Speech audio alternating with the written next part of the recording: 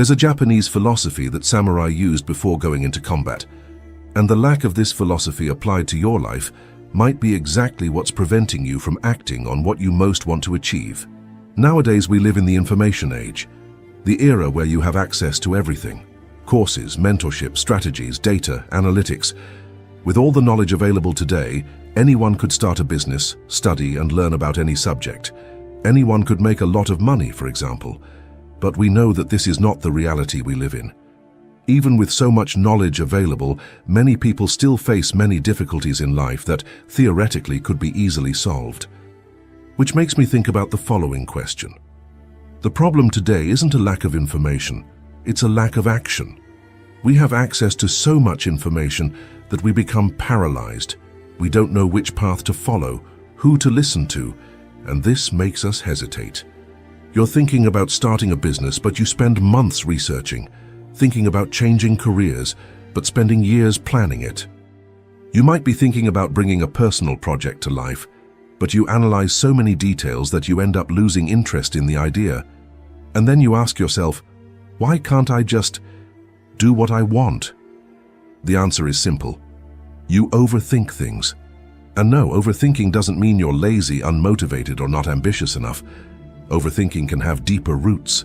Some quotes on the internet say that modern humans make an average of 35,000 decisions per day. However, more reliable studies suggest that we make an average of 400 to 1,000 decisions per day. Here we are talking about conscious decisions, or those that involve some mental effort, even if it is small. And every decision requires mental energy, analysis, comparison, prediction of results. Now multiply that by your fears, by your insecurities, by your expectations. The result, paralysis by analysis. You get so busy thinking about how to do it that you never actually do it. The Japanese have known the symptoms of overthinking for centuries, so much so that they developed a concept, a kind of mental state that frees you from overthinking. They have a name for that state, Ku no Sekai, the world of emptiness. But don't be fooled by the name. It's not about emptying the mind in a mystical or abstract way. It's about something much more practical and revolutionary, to act without the interference of excessive thinking.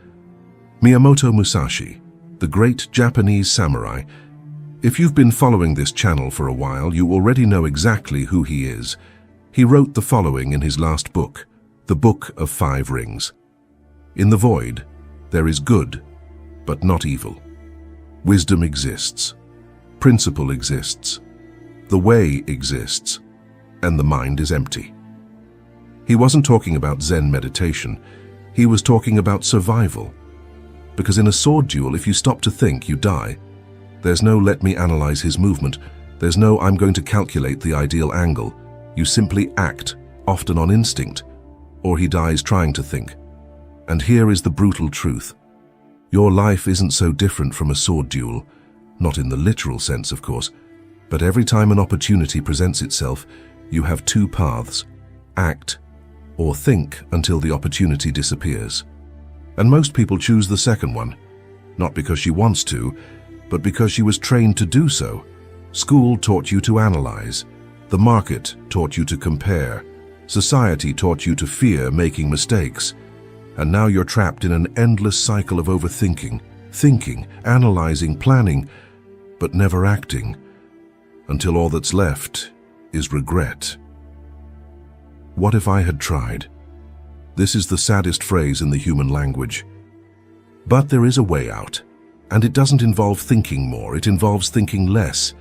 It involves understanding the concept of Ku no Sekai, a world where you act without preconception, where you flow without resistance, where you live without the prison of excessive thinking. Does it seem impossible? Maybe, but it works. And I'm going to show you exactly how in this video. But before we continue, I invite you to comment below. What is that thing you want to do but get stuck just thinking about it? Starting a business, a career change, a personal project? Answer below. Now let me tell you a story that might change the way you view overthinking. Chapter 1. The Woman Who Never Started. The story I'm about to tell you can be applied to any situation, whether it's business, studies, or relationships. You see, do you know that person who everyone knows is going to be successful in life? The one who has natural talent, who solves problems that no one else can, who, when she speaks, everyone listens. But for some reason, it never moves. This was the case with Emily Carter. Emily was 28 years old. She had a degree in business administration. She worked as an analyst at a medium-sized company.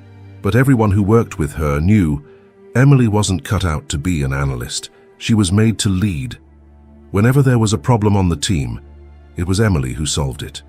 Every time a project stalled, it was Emily who unblocked it. Whenever a customer was dissatisfied, it was Emily who turned the situation around.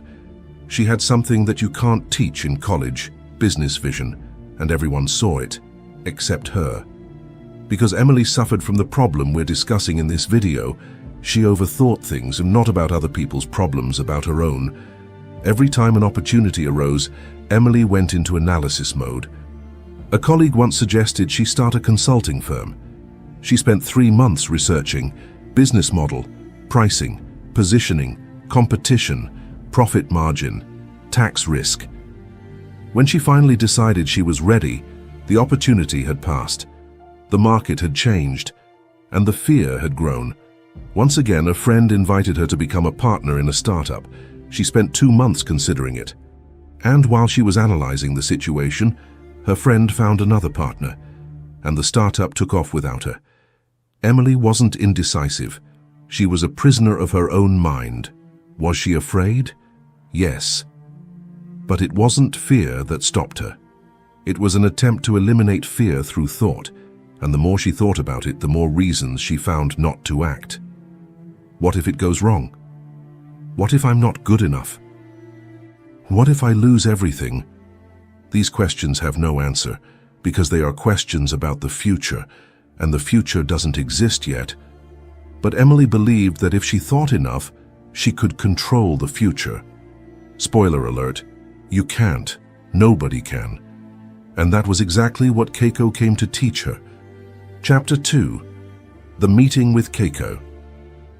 Keiko was 56 years old, Japanese, born in Kyoto, moved to the United States at age 30. She had a small interior design company. Nothing huge, but it was a solid and profitable business. It was also very respected. Keiko met Emily at a business fair. Emily was there representing the company where she worked. Keiko was exhibiting her work. But what caught Keiko's attention wasn't Emily's portfolio. It was the way she spoke. Emily was presenting a project to a client, and Keiko, who was passing by, stopped to listen. The way Emily articulated ideas, how she transformed complex problems into simple solutions, how she read the client's needs before they even spoke. Keiko saw something that Emily didn't see: wasted potential. After the presentation, Keiko approached. "You're very good at what you do," Keiko said, with a soft but firm accent. Emily smiled, embarrassed. "Thank you. I do what I can." "No, you do more than you can. But you do it for others, not for yourself." Emily was speechless. Keiko continued. "I have a proposal. I'm expanding my company. I need someone who understands strategy, people, and business, someone like you. Would you be willing to participate in a business meeting with me and learn more about my company? Who knows, we might become partners." Emily felt her heart race. It was exactly what she had always wanted. A real opportunity, with someone experienced, in a market she admired. But instead of saying yes, she said, "Can I think about it?" Keiko smiled, not with happiness, but with recognition. "Sure. Let me know when you decide." And Emily left there with her head exploding. Chapter 3. The Prison of the Mind. Emily spent the next 3 weeks thinking. "I wasn't sleeping well. I was making spreadsheets, analyzing scenarios, reading about societies, researching interior design. What if I don't know enough about design? What if Keiko is difficult to work with? What if the company doesn't grow? What if I lose my stability?" Each question generated 10 more, and each answer generated 100 doubts. She wanted all the guarantees before saying yes, but life offers no guarantees. After 3 weeks, Keiko called. "Emily, have you decided?" Emily stammered.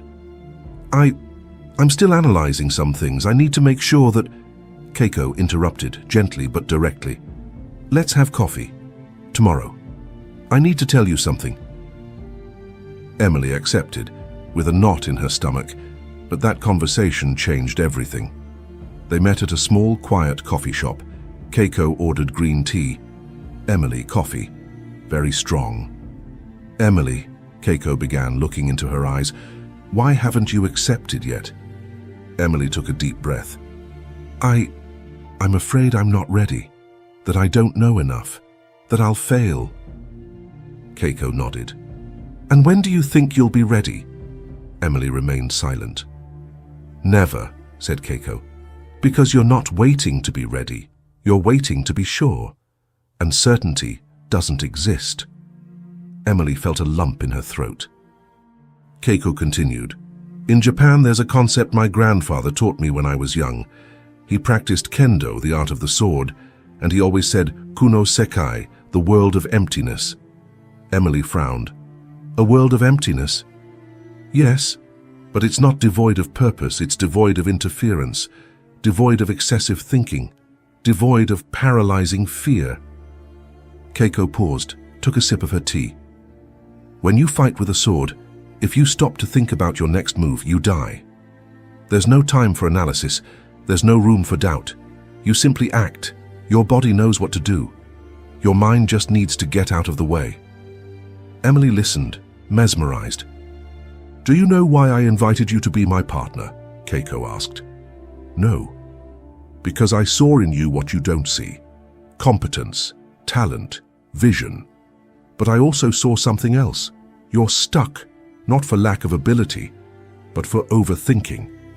Emily felt tears welling up in her eyes. Because it was true. I used to be like you, Keiko said softly. When I came to the United States, I was afraid of failing, afraid of not belonging, afraid of losing everything. And I almost didn't start my company because of that. I almost got stuck thinking about it. What has changed? Emily asked. I remembered Kuno Sekai. I remembered that thinking doesn't eliminate fear. Acting does. You'll never be certain. But you can have courage. And courage isn't the absence of fear. It's action despite it. Keiko held Emily's hand. You don't need to know everything. You just need to start. The path is made by walking, not by thinking about walking. Emily rubbed her eyes, and for the first time in weeks she felt something different. Emily felt a sense of clarity. I accept, she said. I want to be your partner. Keiko smiled. Great. We start on Monday. Chapter 4. The Awakening of the Flow. Emily didn't sleep that night, but it wasn't anxiety. It was excitement. She started researching about Kuno Sekai, and the more he read, the more he understood. It wasn't about not thinking. It was about not letting thought paralyze you. It was about acting with total presence but without attachment to the outcome. It was about trusting the process, not the control. She found texts about Miyamoto Musashi, about the Book of Five Rings, about the concept of mushin, the mind without a mind, and everything started to make sense. Every time she had struggled in life, it wasn't for lack of information. It was for over-analysis. She didn't need more data. She needed less mental interference. On Monday, Emily started working with Keiko, and in the very first few days he noticed something. Keiko didn't plan excessively. When a customer placed an order, Keiko didn't spend weeks sketching. She sketched, showed, adjusted, and delivered. It doesn't have to be perfect on the first try, Keiko said. It just needs to be plausible. We can adjust the rest along the way. Emily, who always hoped everything would be perfect before showing it, was shocked. But it worked. Customers loved the agility, the transparency, the collaborative evolution, and Emily began to internalize that. He stopped waiting for the perfect plan, and he started acting with the plan that was possible. He stopped being afraid of making mistakes, and he started seeing mistakes as feedback. He stopped thinking about all the variables, and he started to flow with the ones that mattered. And something magical happened. The company grew. Not because Emily became smarter, but because she became freer. free from the prison of overthinking, free from the need to control everything, free to simply do. And within 6 months, the partnership between Emily and Keiko was flourishing. They weren't just business partners, they were friends. And Emily was experiencing something she never imagined, purpose with lightness. Chapter 5. The Invitation. A year later, Keiko called Emily to talk. "I'm going to visit my family in Japan, in Kyoto, and I want you to come with me." Emily's eyes widened. "Seriously?" "Yes, I want to introduce you to the community there, people who live the Kuno Sekai every day, artisans, masters, simple yet profound people." Emily felt a chill. "You gave me a new life," Keiko said. "Now I want to give you a new perspective." They traveled 2 weeks later, and what Emily experienced in Japan changed her. She met a master potter who didn't measure. He didn't plan. He simply molded, and each piece was unique. "If I think too much, the clay senses it, and it doesn't flow," he said. She met a sushi chef who didn't follow strict recipes. She felt the fish, she felt the rice, and she created. Food is not science, it's art, and art isn't thought about, it's felt. She met a kendo practitioner who at 70 years old still trained every day. "I don't fight the opponent, I flow with him. When he attacks, I've already moved, not because I thought about it, but because my body knew." And finally, Emily fully understood the Kuno Sekai. It wasn't about being reckless. It wasn't about not being prepared. It wasn't about ignorance. It was about act from the essence, not from fear. It was about trust in what you already know, instead of endlessly searching for what you don't know. It was about live in the moment, without the illusion that you can control the future. When Emily returned to the United States, she was no longer the same. She hadn't eliminated fear, but she had learned not to let it control her. She didn't have all the answers, but she had learned that she didn't need to. She didn't control the future, but she had learned to build it, one step at a time. Chapter 6. The Science Behind the Void. But let me show you that this isn't just abstract Eastern philosophy.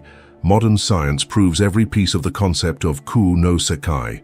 Some researchers conducted a study where they analyzed the brains of people during periods of peak performance. Athletes, artists, entrepreneurs, surgeons, and they discovered something fascinating. During peak performance, the prefrontal cortex was less active. This is the part of the brain responsible for conscious thought, planning, and analysis. In other words, when you perform at your best, you think less. Another study measured the reaction time of elite athletes, and they discovered that when they tried to consciously control their movements, their performance dropped. Why? Because the brain's automatic motor system is infinitely faster than conscious thought. You process approximately 11 million bits of information per second, but only 40 reach his consciousness. The rest, it's processed automatically. And when you try to bring everything to consciousness, you overload the system. It's like trying to drive while thinking about every movement. Now I'm going to turn the steering wheel 15 degrees. Now I'm going to press the pedal with 20% force. You crash the car, because driving isn't something you think about. It's something you feel. Some people will call this phenomenon neural efficiency, or the state of flow, and life is the same. Kuno Sekai. It's not mysticism. It's applied neuroscience. It's about understanding that your body, your intuition, your accumulated experience know much more than your conscious mind can process. And when you stop interfering, you perform at your peak. The samurai knew this 400 years ago. Today we call it the flow state. But it's the same concept and the same truth. Chapter 7. How to live the Kuno Sekai. Now you must be thinking, okay, I understand, but how do I apply this in practice? Here's the secret. You don't try to apply it. You remove what's getting in the way. First, stop searching for certainty. Seek clarity. Certainty is about the future. Clarity is about the present. You can never be certain if a business venture will succeed, but you can have clarity about why you want to do it. And clarity is enough to get started. Second, train until you don't need to think anymore. If you want to be good at something, practice until the movement becomes instinct. Emily didn't get good at business by reading about business. She got good at doing business, repeatedly, until the body learns. Third, aha little one, but aha fast. You don't need to have the perfect plan. You need to have the next step clear, and take that step today, not tomorrow, not when it's ready, today. Fourth point, accept the error as part of the process. Water never misses. It simply flows around the obstacle. Did you make a mistake? Flow into the next move. Did it fail? Move on to your next attempt. Ko no Sekai. It's not about perfection, it's about continuous movement. And fifth, trust the process, not the result. You don't control whether it will work, but you do control whether you try. And when you live in the process, the result comes as a natural consequence, not as a goal, as a byproduct of being present. Chapter 8. The Final Paradox. Here is the deepest truth of all. You will never reach Kuno Sekai because you are already in it. Think about it. When you were a child, you didn't think about playing, you just played. When you were completely immersed in something you loved, you didn't think about doing it, you just did it. When you experienced your best flow moment, you weren't trying to get into the flow, you simply were in the flow, Kuno Sekai. It's not something you learn, it's something you remember. It's about unlearning overthinking. Here it's about relearning to live without the illusion of total control. It's about returning to the natural state before all the fear, all the expectations, all the voices telling you that you need to be sure before acting. Emily understood that. Today, she and Keiko have a growing business, but more importantly, she has peace. Peace with not knowing. Peace with the process. Peace with error. And this peace doesn't make her any less productive. It makes her freer. And freedom, that's true success, because titles you can lose, money you can lose, status you can lose, but freedom, once you find it, freedom never abandons you.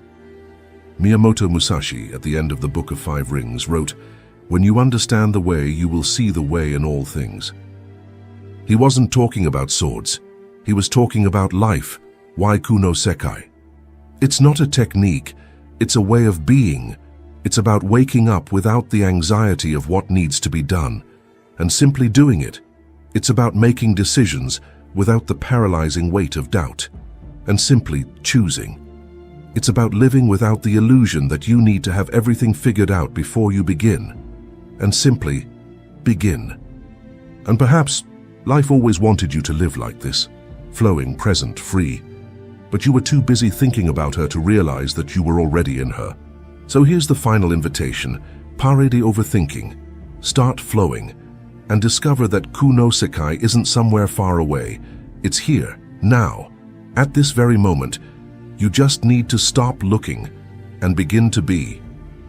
If this video touched you in any way, I invite you to subscribe to the channel. There's much more content like this coming soon. Leave a like and comment.